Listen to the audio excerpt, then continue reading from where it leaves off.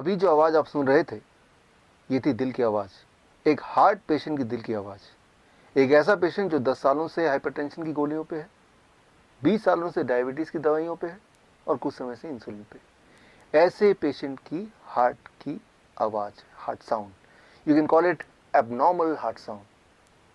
अब normal heart sound क्या होता है, एबनॉर्मल हार्ट साउंड क्या होता है, दोनों के बीच का फ़र्क क्या होता है? दोनों के बीच का फ़र्क अगर आपको पता चल जाए तो आपको क्लू मिल जाएगा how to come out of heart disease, how to come out of hypertension और हाउ टू क्योर डायबिटीज़। ये समझने के लिए आपको नॉर्मल हार्ट साउंड को एक बार समझना होगा। नॉर्मल हार्ट साउंड आपको सुनाने के लिए मैं यूज़ करूँगा, ये है डिजिटल स्टेथोस्कोप। और यानी कि ये स्टेथोस्कोप के थ्रू मैं इस स्टेथोस्कोप को डिजिटली ब्लूटूथ के माध्यम से लैपटॉप से कनेक्ट कर रहा हूँ। और यानी कि इसमें जो आवाज़ आएगी वो आपको भी इस वक्त साथ ही साथ सुनाई देगी। मेरे दिल की धड़कन,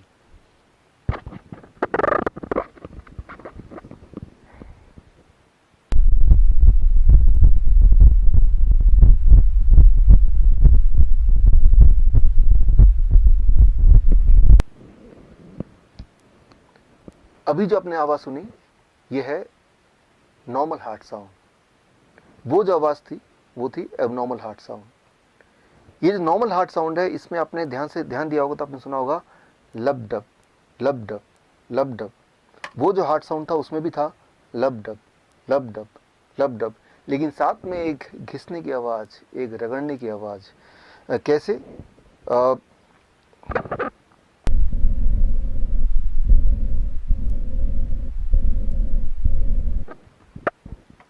ये जो आपने आवाज़ सुनी रगड़ने की, घिसने की, वो जो आवाज़ है, वो आवाज़ अगर आप एलिमिनेट कर पाएँ, उसको अगर आप एडिट कर पाएँ तो हार्ट डिजीज़ ख़त्म हो सकता है, हाई ब्लड प्रेशर ख़त्म हो सकता है, डायबिटीज़ से छुटकारा पा सकते हैं।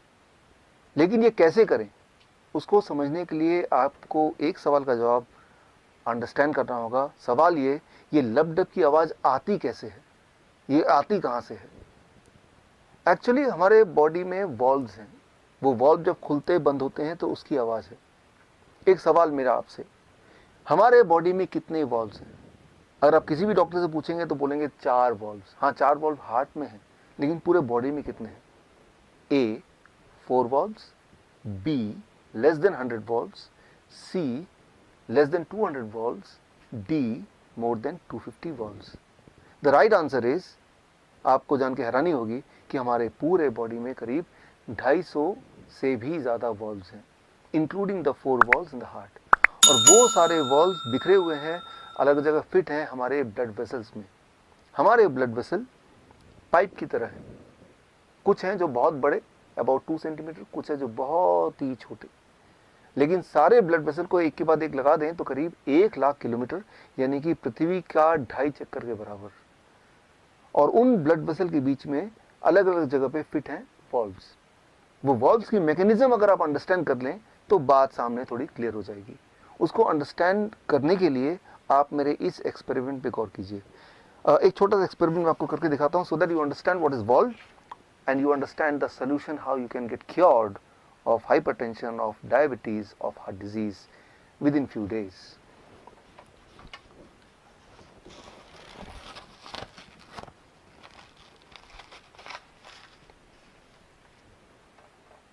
अब एक छोटा सा एक्सपेरिमेंट आपके सामने, to make you understand what are valves and what are their functioning.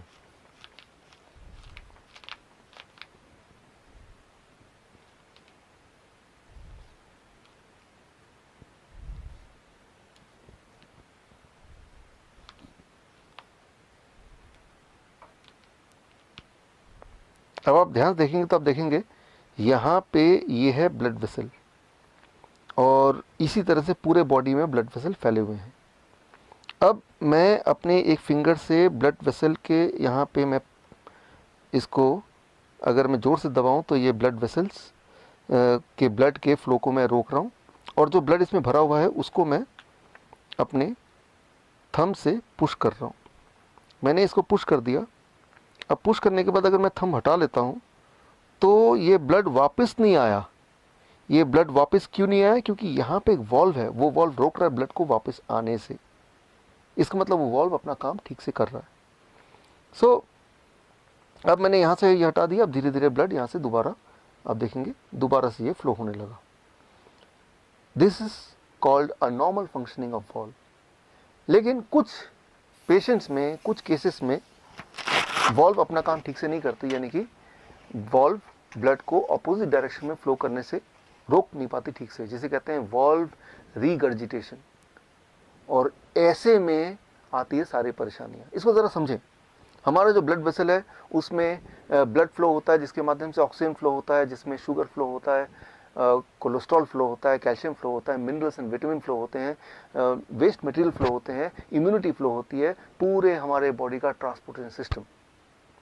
और कुछ लोगों के केस में उस ट्रांसपोर्टेशन सिस्टम में, यानी कि ब्लड वेसल में, कहीं कहीं गड्ढे होने लगते हैं, और जिसकी वजह से शुगर का फ्लो ब्लड में ठीक से नहीं हो पाता, शुगर ब्लड में ही ठहरा रहता है।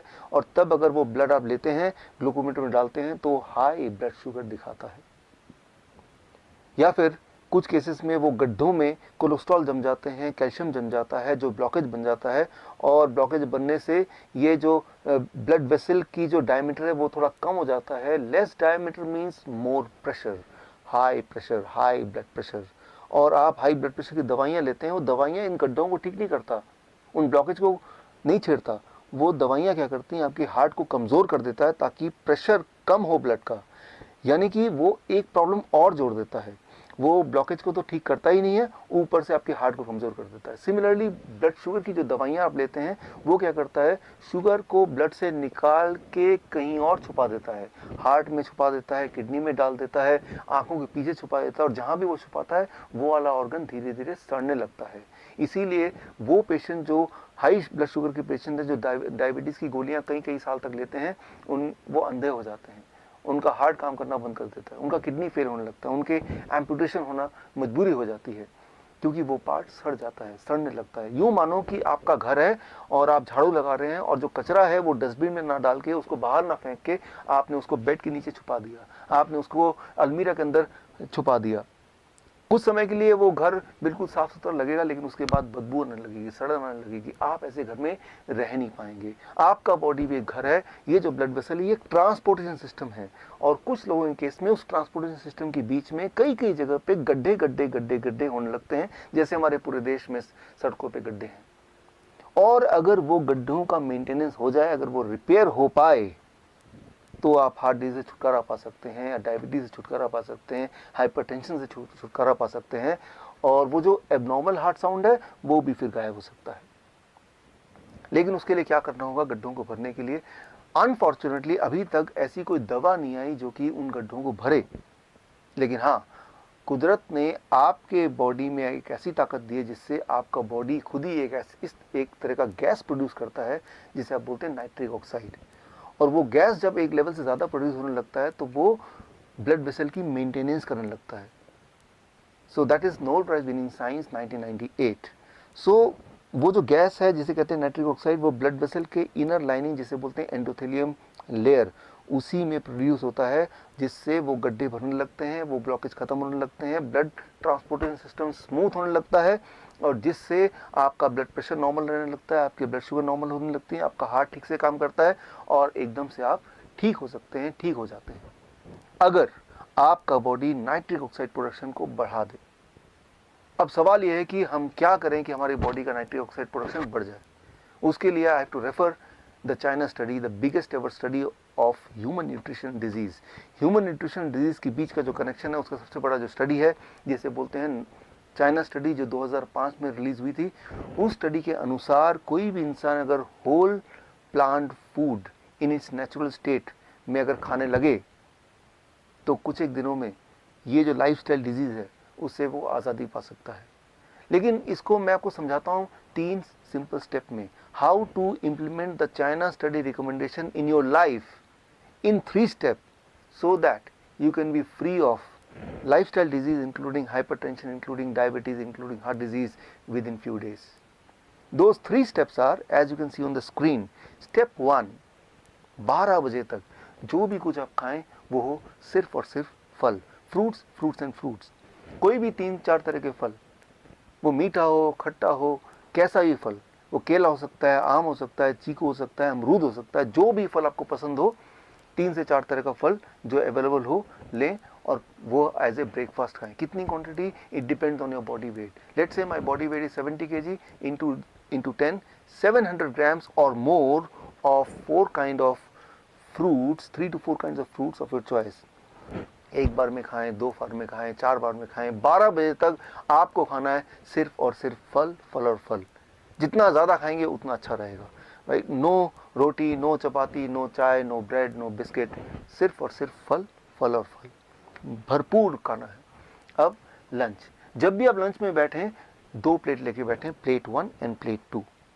प्लेट 1 में 4 तरह के ऐसे वेजिटेबल जो आप कच्चा खा सकते हैं, खा सकें, जैसे टमाटर, मूली, गाजर, ककड़ी, सो ये इस तरह के, या खीरा, इस तरह के सब्जियां आप लें, 4 जो कच्चा खा सकें, और जो कच्चा नहीं खा पा रहे हैं क्योंकि उनके दांत कमज़ोर हैं तो वो थोड़ा स्टीम कर सकते हैं।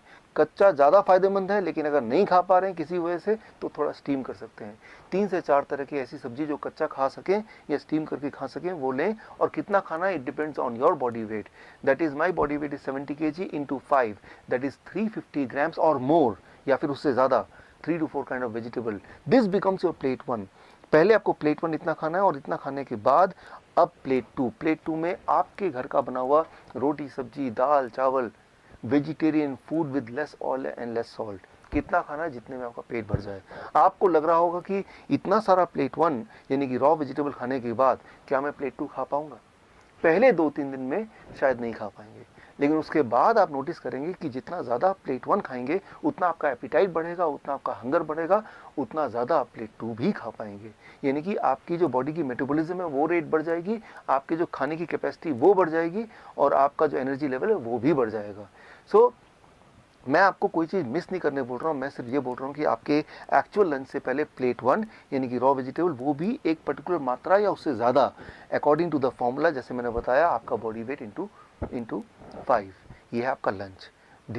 डिनर का सिर्फ 2 रूल हैं। पहला रूल कि डिनर हमेशा 7 बजे से पहले फिनिश करने की कोशिश कीजिए, और दूसरा रूल, डिनर में भी आपको वही करना है जो मैंने आपको लंच में बताया, वो है प्लेट 1 एंड प्लेट 2।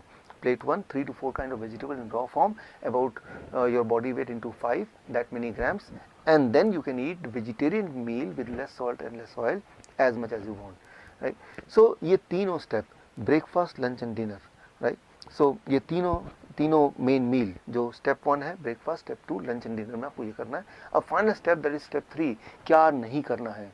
सिर्फ 2 ही चीज़ मैं छोड़ने बोलता हूँ, एक है no animal food.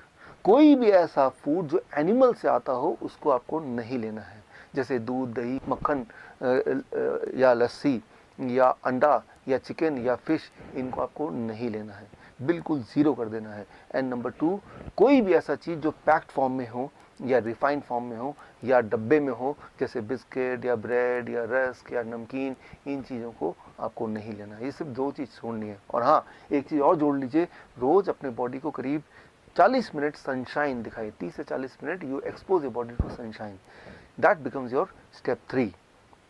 If you follow these 3 steps, अगर आप ये 3 स्टेप्स आप फॉलो करते हैं, so within the first 3 days your blood sugar will start coming to normal, यानी कि you will be force to stop the medication, you will be force to taper the insulin. अगर आपने insulin कम नहीं किया या ख़त्म नहीं किया, so you may land up in hypoglycaemic state, and that itself is very dangerous. Within the first 7 days your blood pressure will start reducing, आपका blood pressure कम होने लगेगा 7 दिन के अंदर, यानी कि आपको ब्लड प्रेशर की दवाइयाँ छोड़ना पड़ेगा, आपकी मजबूरी हो जाएगी छोड़ना। विद इन 1 month आपका एंजाइना यानी कि चेस्ट में जो पेन है वो ख़त्म होने लगेगा, ऑलमोस्ट ख़त्म हो जाएगा 1 महीने के अंदर। आप जब चढ़ेंगे 3 मंजिला भी तो आप हाफेंगे नहीं। पहले 3 बार रुकना पड़ता था, तो आपको 1 बार भी रुकना नहीं पड़ेगा। और हाँ, वो जो हार्ट साउंड था, एबनॉर्मल हार्ट साउंड, वो घिसटने वाली साउंड, वो भी अब नहीं आएगी, वो भी अगर आप स्टेथोस्कोप से सुनेंगे वो भी नहीं होगा, वो गायब हो जाएगा। सो that will happen within the first 1 month.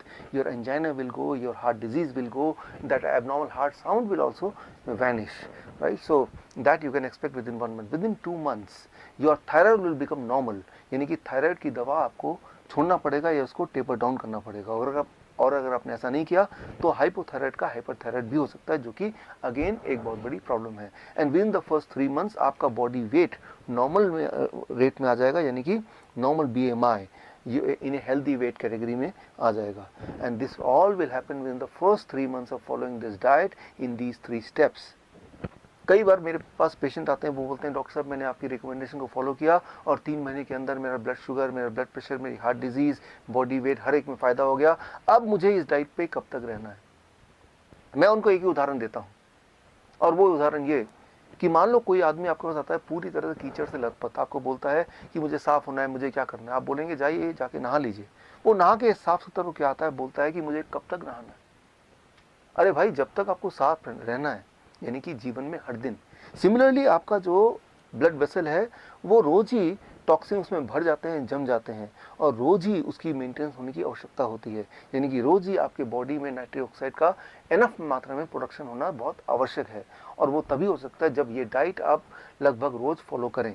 हाँ, एक छूट मैं आपको दे सकता हूँ, दैट इज़ चीटिंग डाइट। हफ्ते में एक दिन आप कभी पार्टी में जाते हैं, कभी पिकनिक में जाते हैं, कभी कोई बर्थडे एक्सेट्रा में जाते हैं, तो एक दिन के लिए you can enjoy the flexibility, you can ignore these rules and you can eat whatever luxury food you want to eat। लेकिन वो सिर्फ हफ्ते में एक दिन, वो अभी नहीं, आज से 3 महीने तक ये डाइट फॉलो करने के बाद जब पूरी तरह से आप बीमारी से आज़ाद हो जाएंगे, दवाइयों से आज़ादी मिल जाएगी, तब हफ्ते में एक बार you can go for a cheating diet.